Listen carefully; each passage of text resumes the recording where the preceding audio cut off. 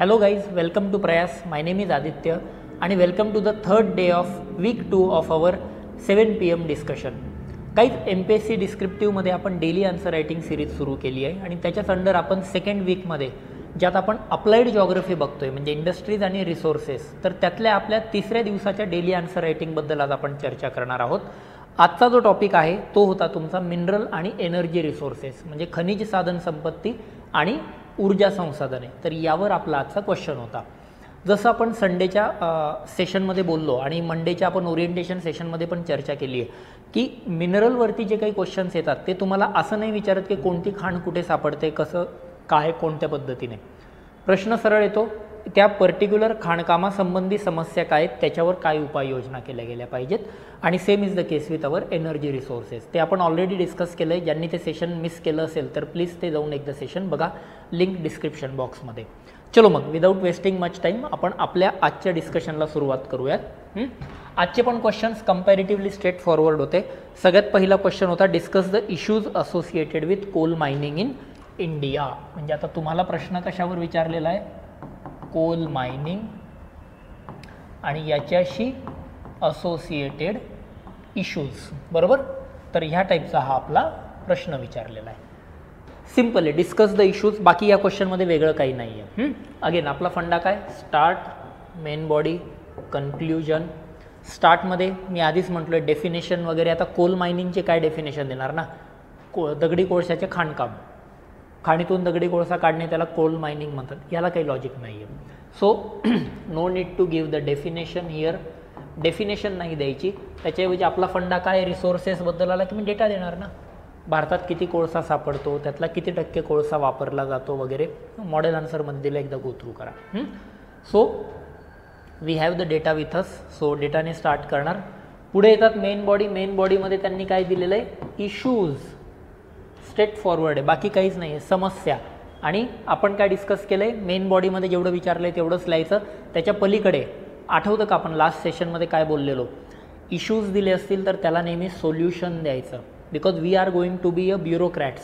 Politicians फक्त समस्या सांगतात, आपल्याला ब्युरोक्रॅट्सला 2 पावलं पुढे जाऊन त्याच्यावरती सोल्युशन पण सजेस्ट करायचं आहे. म्हणजे पुढे जाऊन मी काय लिहिल्याचं, सोल्युशन. तर अशा पद्धतीने आपल्याला हा ॲप्रोच हवा. आता बऱ्याच वेळा आन्सर रायटिंग करत असताना प्रॉब्लेम कुठे आलेला आहे, बऱ्याच जणांनी कोल मायनिंगमधला हा मायनिंगचा प्रश्न खाऊन टाकला असेल. हा मायनिंग शब्द खाऊन टाकतो आपण आणि आपण काय करतो, कोलशी रिलेटेड सगळे इश्यूज सांगतात. म्हणजे कसं, कोळशाची अनुपलब्धता किंवा कमतरता, कोळसा कमी आहे, हे कोल मायनिंगचा प्रॉब्लेम नाही आहे, हा कोलचा प्रॉब्लेम आहे. किंवा भारतामध्ये कमी दर्जाचा कोळसा सापडतो, हा कोलचा प्रॉब्लेम आहे. Inferior quality of coal is an issue of coal, that is not an issue of coal mining. येतं आहे का लक्षात, बरोबर. तर मग या पद्धतीने कोल मायनिंगचे इश्यूज काय काय आहेत. कोल मायनिंगमुळे काय होतं, तुमचं एन्व्हायरमेंटल पोल्युशन होतं, हा कोल मायनिंगमुळे निर्माण होणारा इश्यू आहे. कोल मायनिंगच्या समस्या काय, सरकार कोल मायनिंगला पर्यावरणचे क्लिअरन्स सर्टिफिकेट देत नाही, हा कोल मायनिंगचा इश्यू आहे. कोल मायनिंगचा इश्यू काय, जुनाट तंत्रज्ञान आपण वापरतो, हा कोल मायनिंगचा इश्यू आहे. सो प्रश्न नीट वाचायचा. क्वेश्चन कोल मायनिंगवर आहे, क्वेश्चन कोलवर नाही. कोळशाशी संबंधित समस्या या ठिकाणी नाही आहेत सांगायच्या. फ्लाय ॲश तयार होते वगैरे, हे सगळे कोळशाचे प्रॉब्लेम आहेत. कोळसा संपून जाईल, हा कोळशाचा प्रॉब्लेम आहे, कोल मायनिंगचा नाही आहे. आलं आहे लक्षात. तर या पद्धतीने म्हणजे याच्यामध्ये मग बरेच पॉईंट येतील. जसं की आता कोल मायनिंगचा इश्यू काय येतो, रिलोकेशन, रिहॅबिलिटेशन. ज्या याच्यामध्ये तुम्ही कोळशाची खाण टाकतायत त्याचं rehabilitation, that is also an issue associated with coal mining. तर मग अशा पद्धतीने हे आपल्याला आन्सरमध्ये लिहायचं होतं. क्लिअर. परत सांगतोय, कोल आणि कोल मायनिंगमध्ये फरक आहेत. कोलच्या समस्या UPSC विचारणार नाही, कारण तो जॉग्रफीचा पार्ट येत नाही, तो सायन्स बियन्समधला पार्ट येतो. कोल मायनिंग, खाणकाम हा सिलेबसचा पॉईंट आहे, त्यावर क्वेश्चन विचारले जातील. राईट. चलो सेकंड. आणि सोल्युशनमध्ये मी तेच म्हणतो, कॉन्क्रीट सोल्युशन द्या. कोल मायनिंगमध्ये काय काय काय काय येतात, तर एक आपण काय पाहिलं आहे, एक सिम्पल इश्यूज. जर तुम्ही ABCD असे 4 इश्यू सांगतायत तर ह्या 4ंना एकेकाला सोल्युशन द्यायचं.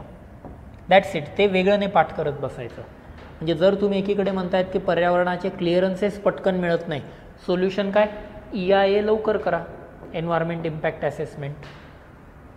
दुसरं, कोळशामध्ये जुनाट तंत्रज्ञान, खाणींमध्ये जुनं तंत्रज्ञान वापरतात, सोल्युशन काय, नवीन तंत्रज्ञानाचा वापर करा. खाणींमध्ये खाणकाम करत असताना कोळशाचा अपव्यय मोठ्या प्रमाणावर होतो, वेस्टेज ऑफ कोल. सोल्युशन काय, गव्हर्नमेंटचं पोर्टल आहे, बरोबर. तर ते पोर्टल यूज करा, त्याच्यामध्ये कोळशाची व्यवस्थित काय म्हणतो आपण मोजमाप वगैरे केलेली असते. तर मग अशा पद्धतीने एक एक प्रॉब्लेम घ्यायचा, त्याला एक एक सोल्युशन या ठिकाणी द्यायचं आहे, बरोबर. फॅक्टसाठी एकदा मॉडेल आन्सर बघा, ते मी आपल्या चॅनलवर पोस्ट केलेलं आहे. चलो मग सेकंड क्वेश्चन डील करू आपण आता. Second question is discuss the potential and challenges of wind energy development in India. So wind energy, पवन ऊर्जेवर हा क्वेश्चन होता. 2 एक येतं तुमचं पोटेन्शियल आणि दुसरं विचारलं आहे तुम्हाला चॅलेंजेस, बरोबर. Simple. Start, main body, conclusion. स्टार्टमध्ये आता विंड एनर्जीची डेफिनेशन द्यायची का नाही, विंड एनर्जीची फॅक्ट द्यायच्या की भारताने UNFCCCमध्ये INDC टार्गेट काहीतरी सेट केलेले आहेत आणि हे INDC टार्गेट पूर्ण करण्यासाठी तुम्हाला पवन ऊर्जेची गरजही भासू शकते, किंवा भारतामध्ये एवढा पर्सेंटेज वाटा हा non renewable energy renewable energy रिसोर्सेसचा आहे, बरोबर. तर त्यापैकी विंड एनर्जी एवढी, म्हणजे थोडक्यात काय, मला इथे स्टार्टमध्ये डेटा पाहिजे, मी दिला आहे मॉडेल आन्सरमध्ये बघा ते. पुढे तो मेन बॉडीमध्ये 2 गोष्टी, एक येतं पोटेन्शियल आणि दुसरं येतं चॅलेंजेस. आता चॅलेंजेस म्हणजे काय, समस्या काय काय. आता सगळ्यात अगोदर तुम्हाला पोटेन्शियल म्हणजे काय ते माहीत असलं पाहिजे. पोटेन्शियल म्हणजे की विंड एनर्जीची क्षमता किती आहे, आणि ही क्षमता आधी माहीत असण्यासाठी विंड एनर्जी भारतामध्ये कुठे होते हे माहिती पाहिजे, बरोबर. तर भारतामध्ये विंड एनर्जी ऑब्व्हियसली अशा ठिकाणी होते कुठे, की ज्या ठिकाणी वाऱ्याचा वेग जास्त आहे त्याच ठिकाणी विंड एनर्जी जास्त होईल ना.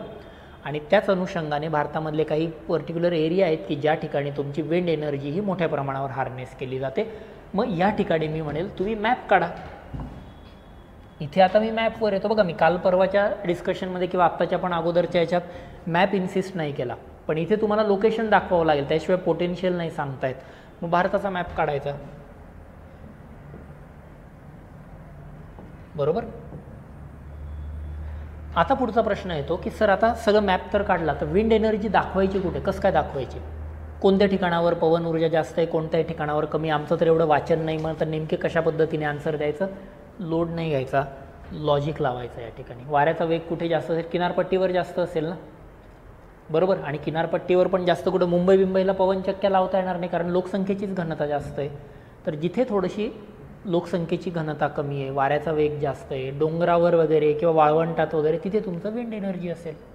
एक्झॅक्ट गोष्टी माहिती असतील ठीक आहे, नसतील माहिती लॉजिकने जाऊ ना आपण. म्हणजे कुठे कुठे विंड एनर्जी होते तुमची, तर तुमची विंड एनर्जीचं महत्त्वाचं लोकेशन आहे या ठिकाणी कन्याकुमारीजवळ मुप्पंडल म्हणून एक गाव आहे, लक्षात ठेवा.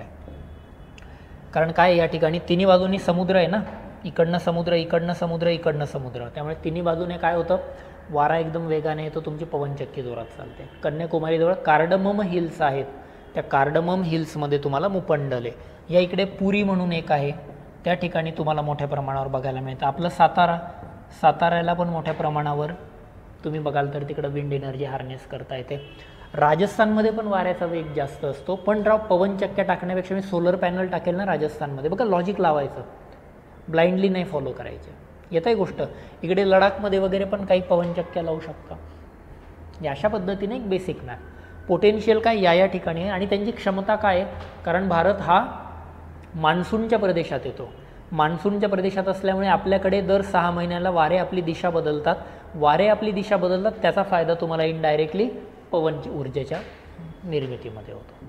बघा म्हणजे पोटेन्शियल कसं करतं.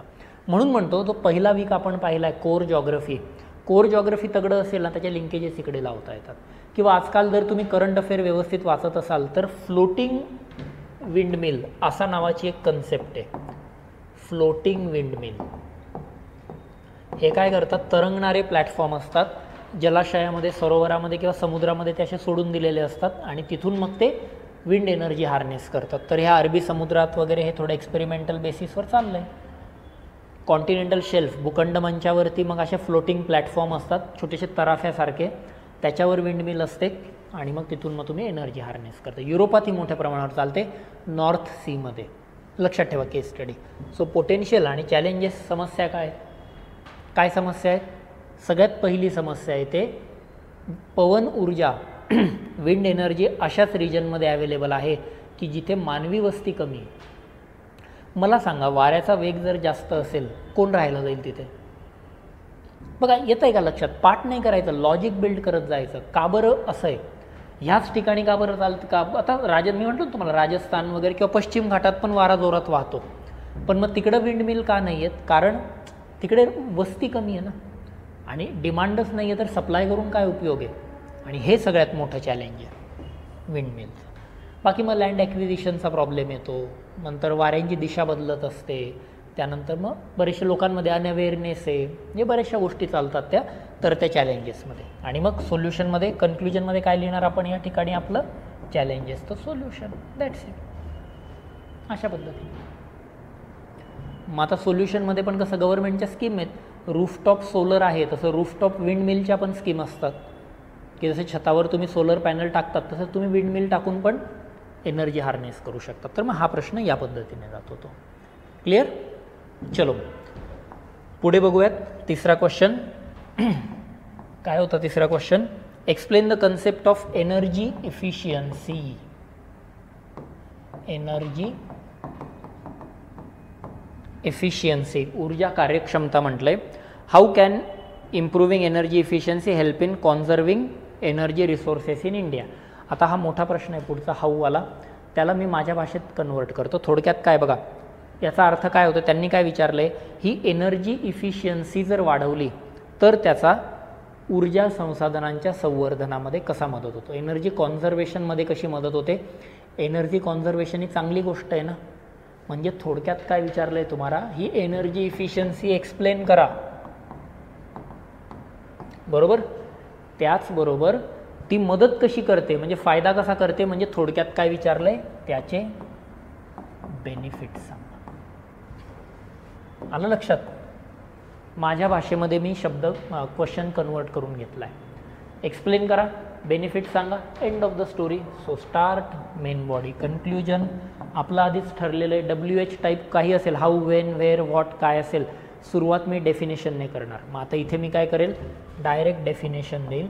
डेफिनेशन म्हणजे काय? एनर्जी एफिशियन्सी, ऊर्जेचा अपव्यय टाळणे, बरोबर, किंवा कमीत कमी संसाधनांमध्ये ऊर्जेचा अपव्यय टाळून ऊर्जा सर्वदूर उपलब्ध होणे, या घटनेला एनर्जी एफिशियन्सी असं म्हणतात। With limited availability of energy resources by minimising the energy losses making energy available to all places is known as energy efficiency.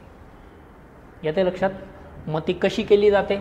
आता एक्सप्लेन विचारले ना, डिटेलमध्ये सांगा एनर्जी इफिशियन्सी म्हणजे काय, हाऊ टू डू इट, कशी करायची एनर्जी इफिशियन्सी, कशी करायची एनर्जी इफिशियन्सी? सगळ्यात पहिलं म्हणजे काय, ऊर्जेचा अपव्यय टाळायचा आहे ना, अननेसेसरी ऊर्जा नका वापरू, बरोबर, सिग्नलला गाडी नका चालू ठेवू, सिंपल गोष्ट आहे। एनर्जी इफिशियन्सी म्हणजे इलेक्ट्रिसिटी नाही म्हणत आहे, मी परत सांगतोय, इलेक्ट्रिसिटी इफिशियन्सीवर नाही, एनर्जी इफिशियन्सी ओव्हरऑल आपल्या आजूबाजूला जी काही तुम्ही एनर्जी बघताय तिच्या इफिशियन्सीवर क्वेश्चन आहे।